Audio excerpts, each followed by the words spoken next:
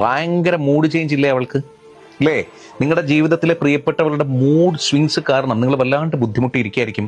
ഓർത്ത് വെച്ചോളൂ, ഒരു മാസത്തിൽ 4 വട്ടം നിങ്ങളുടെ പ്രിയപ്പെട്ടവൾക്ക് മൂഡ് സ്വിങ് ഉണ്ടാവും. Follicular, ovulation, luteal and menstruation. ഈ 4 ഘട്ടങ്ങളിലായി സ്ത്രീകൾക്ക് ഉറപ്പായിട്ടും മൂഡ് സ്വിങ്സ് വരുമെന്നേ. അവൾക്ക് ആ സമയത്ത് ഇമോഷണൽ സപ്പോർട്ട് ആവശ്യമുണ്ട്. അവൾ വല്ലാണ്ട് തകരും. അവർ മൊത്തത്തിൽ അവളുടെ ഹോർമോൺസ് ചേഞ്ച് ആവും. അവൾ എന്ത് ചെയ്യണമെന്നറിയാതെ ചിലപ്പോൾ ഉഴരും. അവളുടെ വിശപ്പ് കൂടും, അവളുടെ ഉറക്കം കുറയും, ചിലപ്പോൾ കൂടുതൽ നേരം ഉറങ്ങും. വളരെ ക്രേസി ആയിട്ടുള്ള ബിഹേവിയേഴ്സിലൂടെയൊക്കെ അവൾ കടന്നു പോകും. അത് അവളുടെ തെറ്റല്ല, ഇപ്പറഞ്ഞ ഹോർമോണുകളുടെ ചേഞ്ചാണ് എന്ന് നമ്മൾ മനസ്സിലാക്കേണ്ടതുണ്ട്. ഒരു സ്ത്രീയുടെ ജീവിതകാലത്തിലുണ്ടല്ലോ അവൾക്ക് 30 ലിറ്റർ ബ്ലഡാണ് നഷ്ടപ്പെടുന്നത്. കേട്ടിട്ടുണ്ടോ? അങ്ങനെയാണെങ്കിൽ അതാണ് അതിൻ്റെ അറിവ്.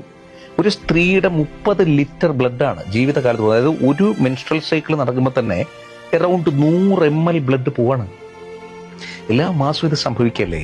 അതുമായിട്ട് ബന്ധപ്പെട്ടിട്ടുള്ള ഈ വിഷയങ്ങൾ നടക്കുമ്പോൾ ഉണ്ടല്ലോ, അവൾ എന്ത് പറയുന്നു, ഏത് രീതിയിൽ പ്രതികരിക്കുന്നു, എങ്ങനെയായിരിക്കും അവളുടെ വേദന എന്നൊക്കെ പറഞ്ഞാൽ നമ്മൾ പുരുഷന്മാർക്ക് ഒരുപക്ഷെ മനസ്സിലാകാവുന്നതിൻ്റെയും മുകളിലാണ്. ഇവരത് ശീലിച്ച് കഴിഞ്ഞല്ലോ.